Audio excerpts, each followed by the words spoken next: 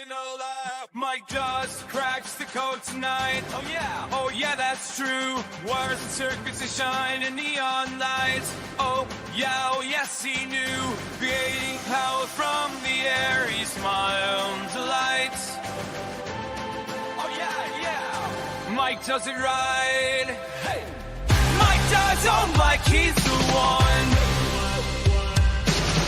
teaching us knowledge, lighting the sun, dropping D's legacy alive. His hands, Mike just knows we're his biggest fans. Down in the basement, secrets start to glow. Oh yeah, white, clean, blue, that never shall pro brilliantine, not forbidden there. It's where any knowledge goes. Energy streams. Mike does, oh Mike, he's the one teaching us knowledge, guiding the sun, dropping D's legacy alive. His hands, Mike just knows we're his biggest fans. Years of thoughts, bringing dreams to life, turning theories into electric light. Mike and us, a journey to ignite. Oh yeah, we're gonna reach new heights. Mike does, oh Mike, he's the one teaching us knowledge, lighting the sun, dropping D's legacy alive. His hands, Mike just knows we're his biggest fans.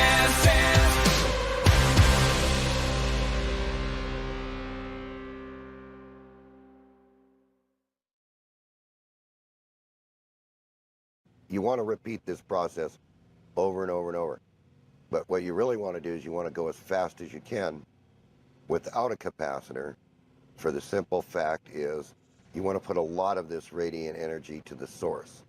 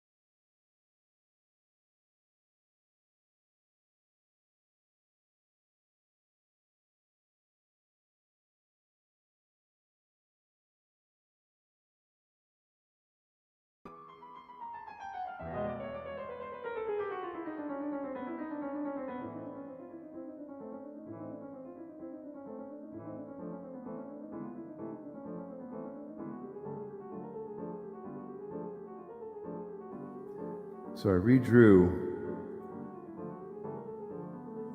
I didn't redraw, I just edited the image here from a screenshot of the video. And it was hard to see, but that was plus and that was minus. And I chose this diagram because I think it was drawn by the Mr. Brandt or Cromley. And so S means switch. These are switches. Let me just go over the basic parts in here. Okay, so here's a switch. That's a switch. That's a switch. Everywhere it says S is a switch or a transistor, optocoupler. There's 6 switches. 3 get switched together and the other 3 get switched together. So 2, 4, and 5 fire together. 1, 3, and 6 fire together. So I will, here's switch 1, I'm sorry, that's switch 3. Here's switch 1. Here's switch 3. And here's switch 6. Those fire together. And then they open. And then the other 3 fire, which is switch 2, 4, and 5. Here's 4. And here's 5 on the other side. So a way to look at this is, switch 1, 3, and 6 on one, like so. Switch, and then 2, 4, and 5.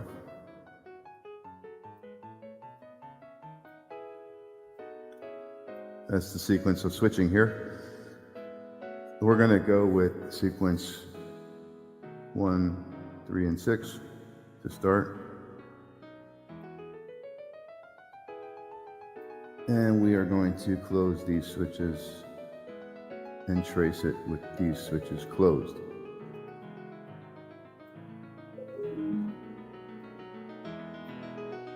Okay. Now, these are 5-volt batteries, for explanation's sake. 5-volt batteries. When you close these 2 switches, or when you close just this switch, which is going to close with the other 2 at the same time. And then these 2 5-volt batteries make a 10-volt plus at the top here, where you see the red terminal, or the plus. So 10 volts plus is formed here, which was previously a 5-volt, and a 10-volt minus down here. And what happens, where does this 10-volt plus go when these switches are closed and the other 3 are open? Okay.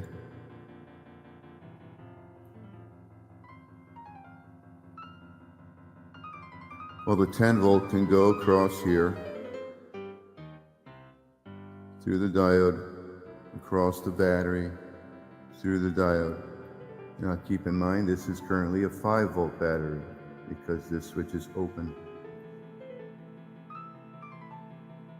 And that's 10 volts cutting across a 5-volt battery, so that would give that battery charge. And you also close this switch, allowing the positive to continue through the load, or to show itself 10 volts plus. It can show itself on this side of the load. At the same time, the same 10-volt positive goes down here through the other diode and the other battery, which is also a 5-volt battery, because the switch is open.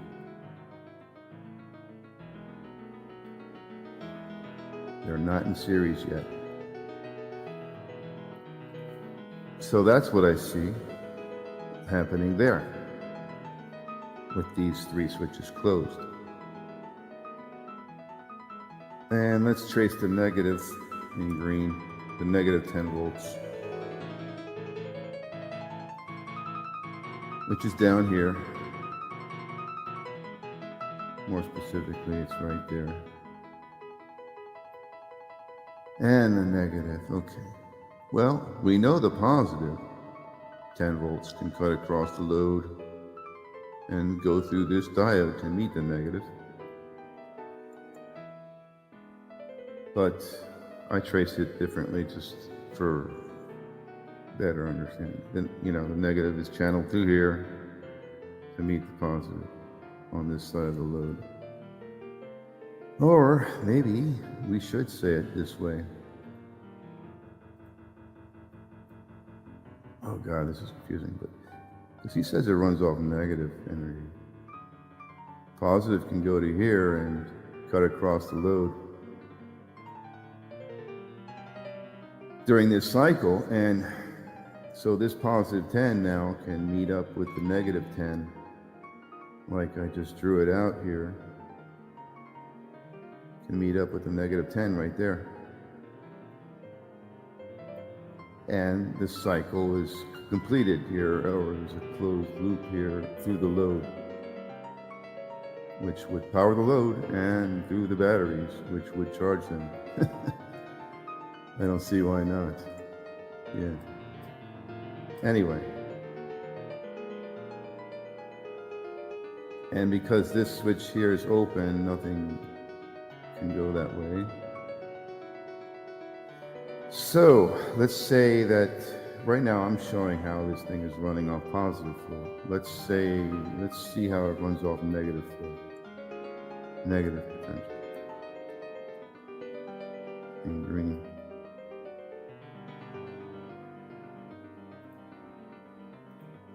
And then, you know, we don't even need to do the other side because it's the same function. Same thing's happening when you switch the other three and open up these three that are closed now. The same thing's going to happen. The same path that I'm drawing now, but the other direction. So I'm not going to draw it this time, but probably next time. So the 10 volts here, negative. Through this switching cycle will find itself negative 10 volts here on this side of the load. And at the next switching cycle, the negative 10 would find itself here. Okay. You know what? I'm going to do the other side just for you guys. So the negative 10 right now in this cycle finds itself here. And it's there because the positive 10 is on the other side of the load. As I showed earlier, its path, you know.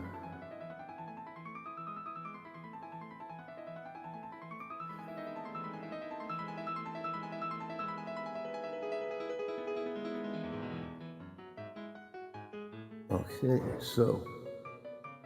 And now we see positive 10 on one side, negative 10 on the other on this load.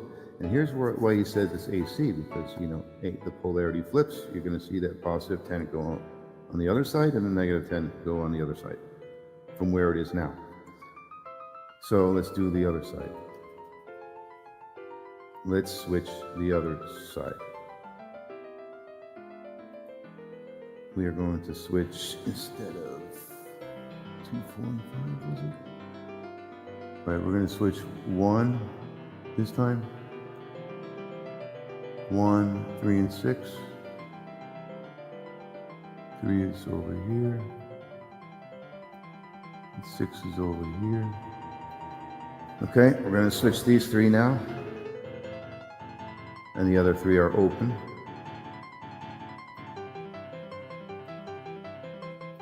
And let's trace it. Let's do the positive flow first.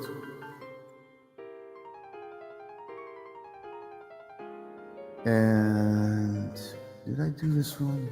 Oops, I did it wrong. I switched the same side I already did. I'm sorry. Switch 2, 4, and 5 instead this time.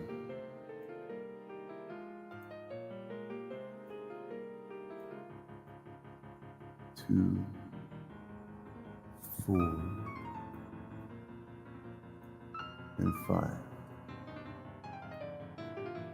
are now closed, and we are switching the other side, and we are going to close this, turn these 2 batteries from 5 volts each into 10.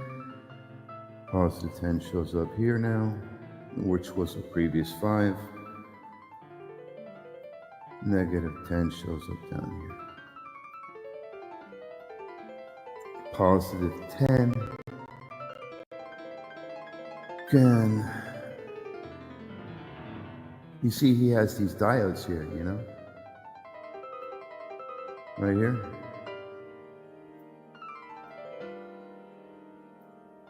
I don't know, they're doing something. I think they're blocking a short or whatever.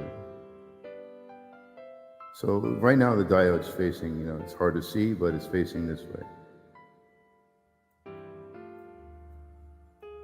Both of them are. So that means this positive cannot get past here. Neither can this one. Something to do with the series connection of the two fibers. So the positive can go here through the switch now that it's closed. And it can go through this diode. Positive 10 can cut across a positive 5. Switch is closed. And that positive 10 finds itself on the other side of the load. This thing works, dude. I'm sorry, but this thing works. For anybody who is skeptical that whether this should work or not, as a educated electrician, electronics engineer, I'm telling you, this would work. So whatever. The positive 10 cuts through there. Also cuts down here to the other battery, which is also a 5-volt battery. So you're sending 10 volts to another 5-volt battery. And that diode blocks, see? It can't go there. I don't know why. I think it's why he has that there. I don't know. But it can go this way through this diode and through that switch also. So that positive 10 from the right side can cut across both these batteries also, which are 5 volts right now, because this switch is open. They're not in series. So anyway, there goes your positive 10 on one side, and I'm going to trace it with green, the negative path. The negative 10 is going to go through the diode to here. And there's your AC flip of potential polarity flip. You know, AC flips the polarity each cycle. So with a DC switch, he's creating AC. Very efficient. Very efficient. There's no way to lose power here because, geez, I mean, I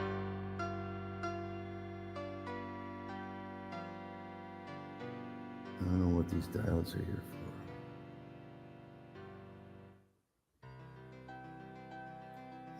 Forget about those dots for now, but it's very hard to lose power here because in one cycle, this cycle, you see this 10 volts bank is sending 10 volts across a 5-volt path and another 5-volt path, and sending the total 10 volts to one side of the load.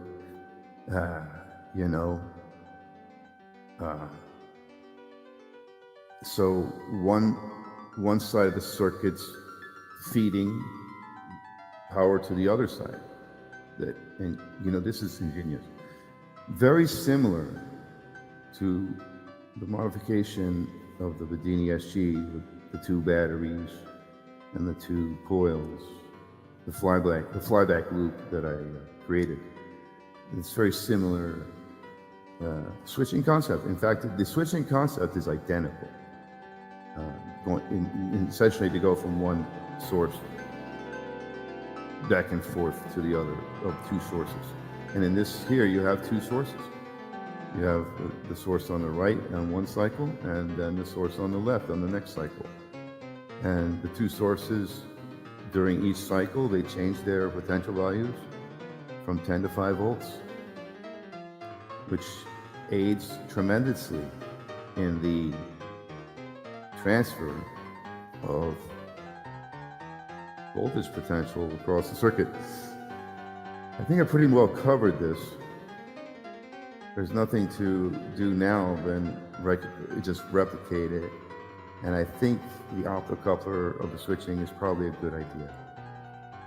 I will re-edit this video with some pleasant audio in the background and repost it.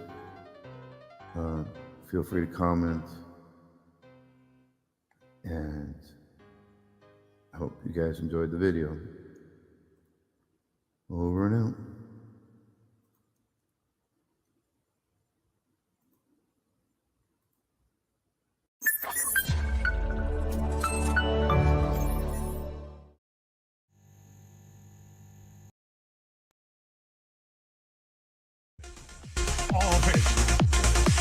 Come on, do it now!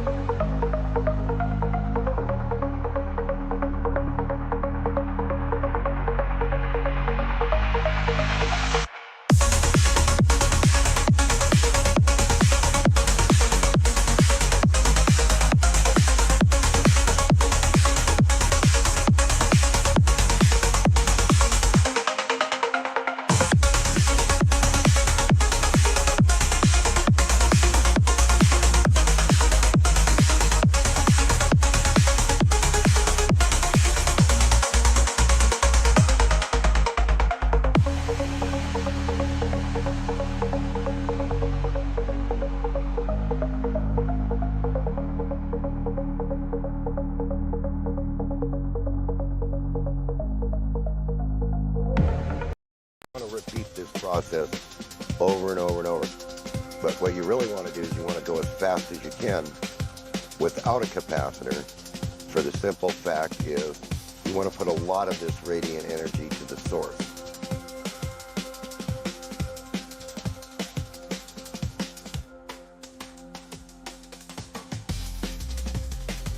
This idea just came to me. It's based off the Bedini Flyback captures idea. So battery A is your source power. Battery B is your load. So is this coil. Together they're in series to negative. You switch it here with a transistor, read or a Hall switch. Whatever, this could be a damaged battery. As long as it has some continuity, that coil will charge up with that amount of continuity. And once it's disconnected from the circuit, the coil will fly back. And this will become a positive instead of a negative. And it will smack the C battery here. So as this battery loses impedance and gains continuity, this coil will receive more energy, and so will battery C. I personally think and this is the same circuit here, and I drew it out again.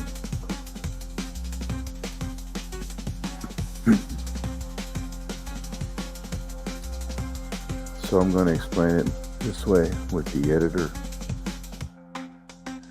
Green, I guess. Well, let's do red. So what happens here is the switch closes,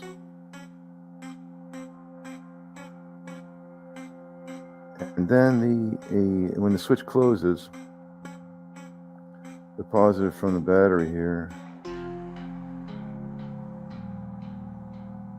will head this way.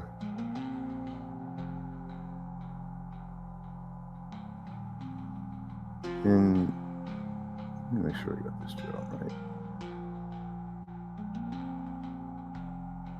Correct. Okay. Now it'll head this way.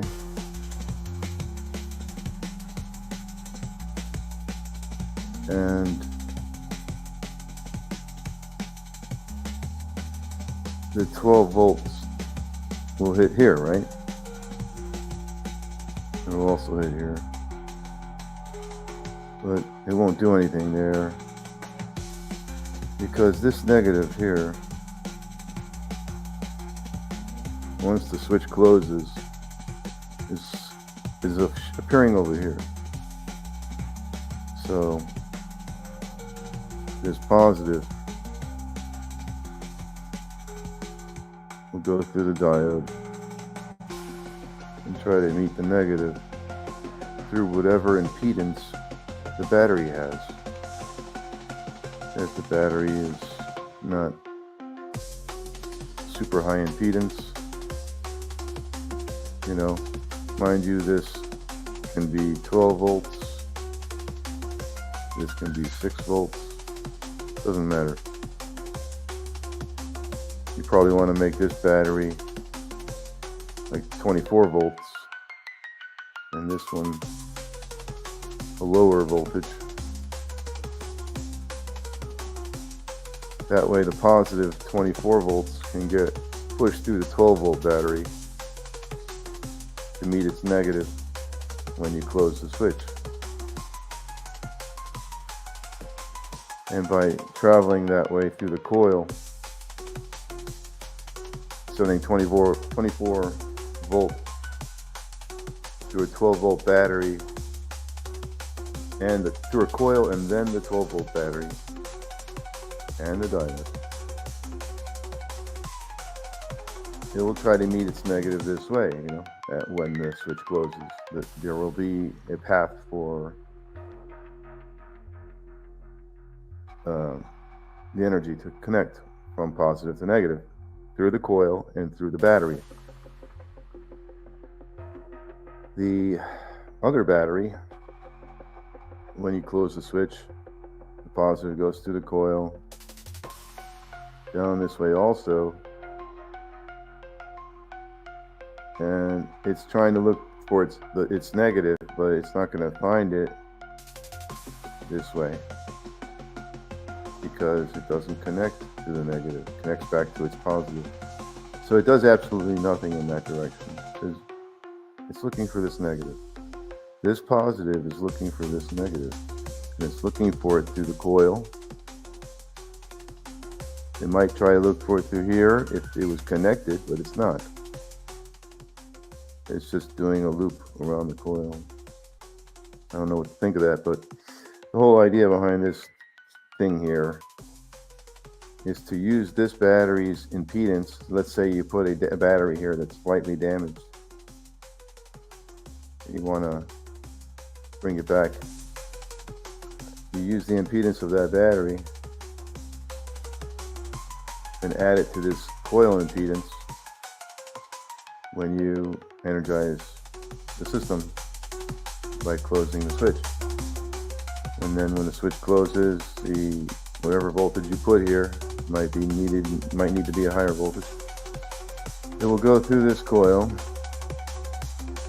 and through the battery to meet the negative on the other end. And then the switch will open up again, and this coil will invert polarity, and you will have, instead of a plus here and a minus here on the coil, you will now have a minus here and a plus here showing up on the coil as flyback, high voltage flyback. And then that flyback path I will show here is coming out the coil. Let's say the coil is flying back in green now. The positive flyback will go into this battery,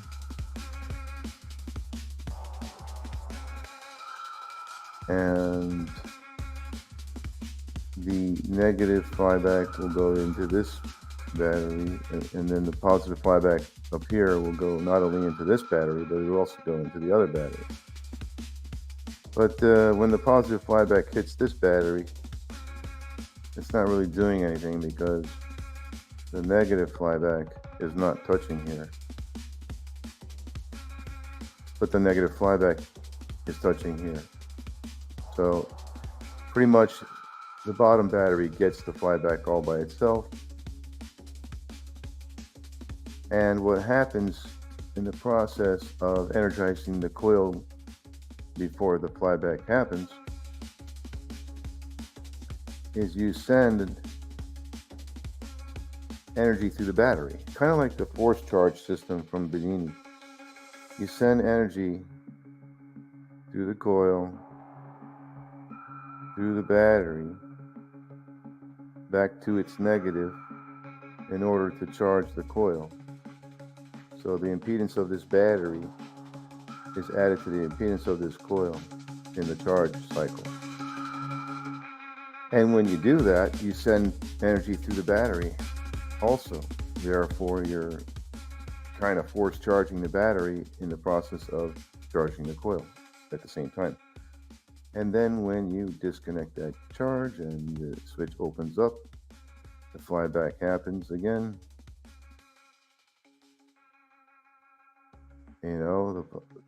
This becomes a negative now, this becomes a positive. Positive flows, it doesn't go there. The positive flyback goes this way into this battery. Negative flyback goes this way into the battery. Now the reason I have this diode here, even though it's a high voltage diode, I'm not sure why I have it there. It might not be necessary, but I think I put it there because I thought I was going to block this positive from hitting this negative on the battery. I don't think it matters that I don't think you need this diode here. I don't think it matters that the positive from this battery ends up touching this negative, as so long as the negative from this battery doesn't touch this positive. And I think when this switch closes, this negative here touches this negative, and in order for it to get to this positive, it has to go through the battery's positive terminal to get there. So there might be some leakage or whatever. You know, that might cause some level of shorting. So I don't know. It's an experiment. You see here is an experiment. Flyback experiment. You're welcome to modify this any way you want. Try it without the diode. See if it performs differently. But yeah, I just thought I'd like to explain that this system here.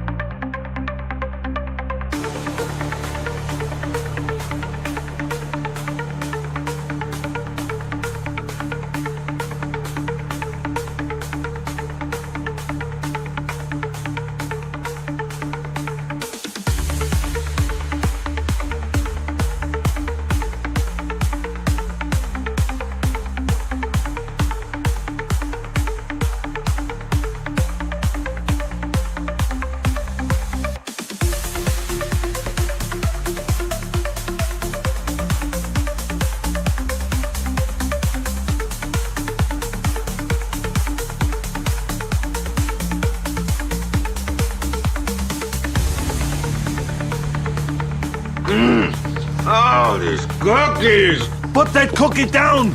Now!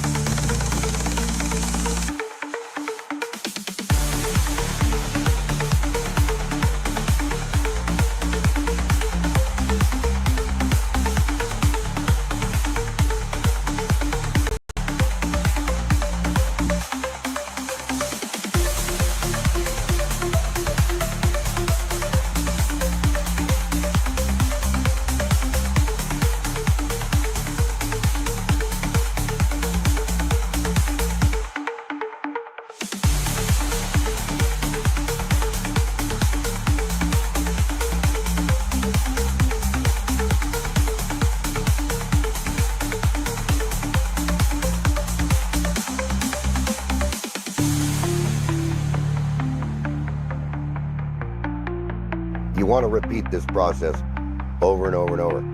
But what you really want to do is you want to go as fast as you can without a capacitor, for the simple fact is you want to put a lot of this radiant energy to the source.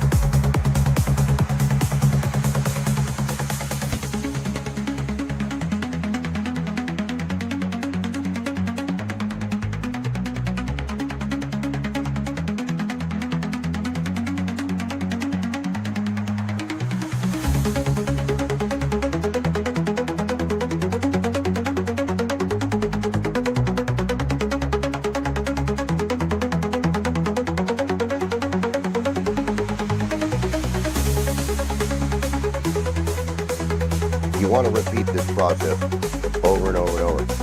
But what you really want to do is you want to go as fast as you can without a capacitor, for the simple fact is you want to put a lot of this radiant energy to the source.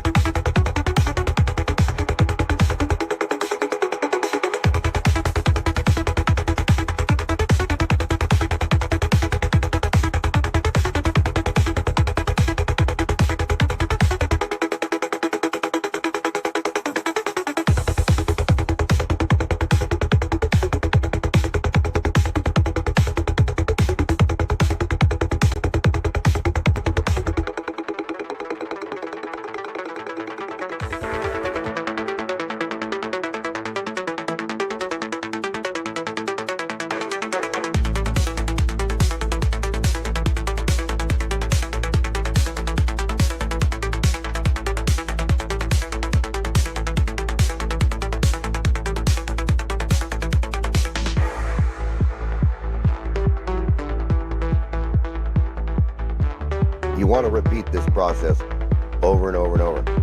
But what you really want to do is you want to go as fast as you can without a capacitor, for the simple fact is you want to put a lot of this radiant energy to the source.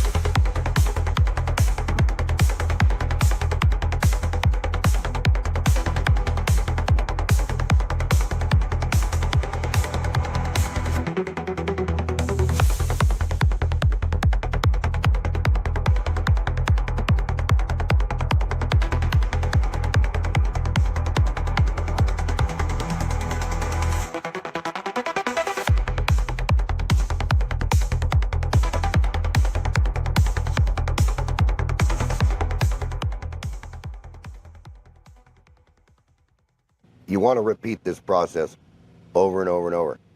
But what you really want to do is you want to go as fast as you can without a capacitor, for the simple fact is you want to put a lot of this radiant energy to the source.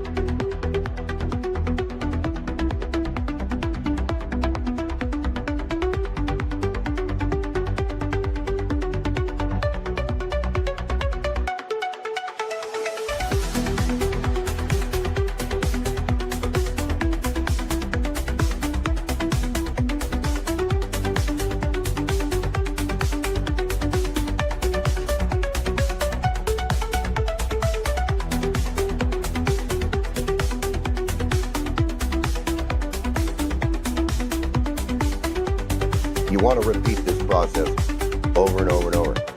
But what you really want to do is you want to go as fast as you can without a capacitor, for the simple fact is you want to put a lot of this radiant energy to the source.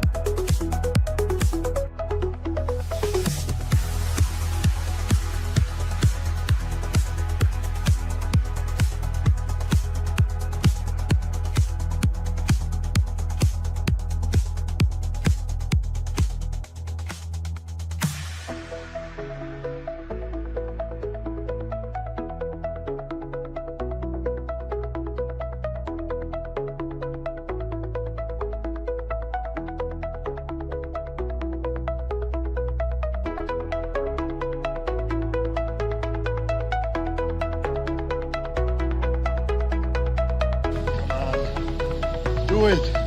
Do it! Do it. Do it. Do it. Do it. Do it! Who is doing it? Do it. Do it. All of it. Do it. Come on! Do it now! And I will do the rest.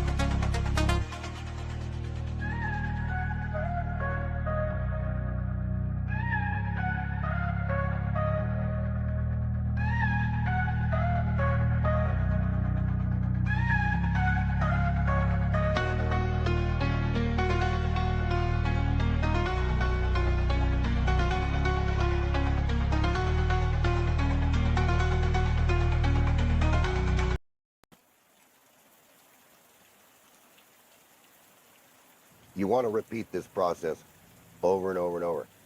But what you really want to do is you want to go as fast as you can without a capacitor, for the simple fact is you want to put a lot of this radiant energy to the source.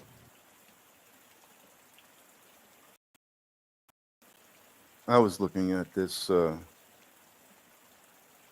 double pole switching setup on a single battery. And some concerns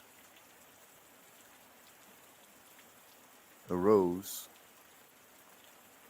and I thought about it and I said, do I need to test this out, or did I already do that? Because I don't want to go replicating something to test something out just because I had a concern. If I already did test it out in another system. So the concern was, of course, you close both the switches and energize the coil when you close them together with a double pole, double throw relay. Coil gets energized with a plus on this end, a minus on this end. Then you open up the switches and the plus turns to a minus, the minus turns to a plus, the coil flies back. And it flies back, the minus goes this way, and the plus goes this way. The concern was, are these two switches going to open fast enough to prevent, for example, this minus flyback. If that switch doesn't open fast enough, the minus can reach over here. And if it does, the plus flyback will cancel the flyback by reaching over to here. This will cancel the flyback if, per se, one of these two switches on the double pole, double throw relay is not opening fast enough. And I'm thinking to myself, yeah, that's a valid concern. Do I need to test out this concern and replicate it and verify it? Thankfully, no. I'm going to play a video that shows you that this is not happening and that the switch is opening up fast enough. And it's not a concern at all. A video where I did test this out, this very system here. Give me 1 second to present it. I'm going to play that video in just a second. And you'll see that there's not only is there no concern in that happening, but there's actually a voltage rise, which confirms that the flyback is not getting canceled, and it's actually being received across the battery terminal.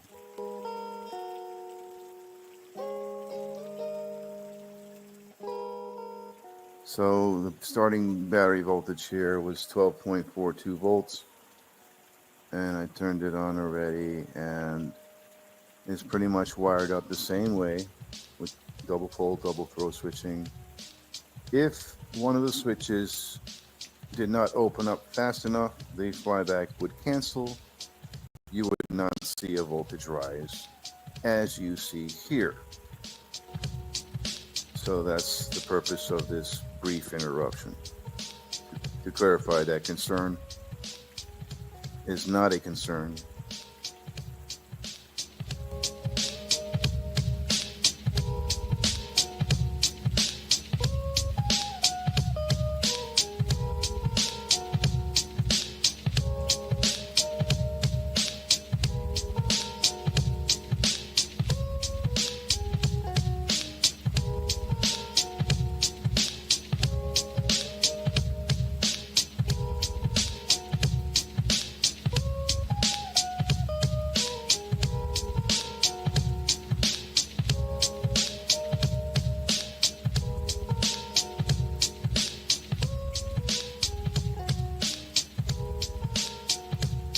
So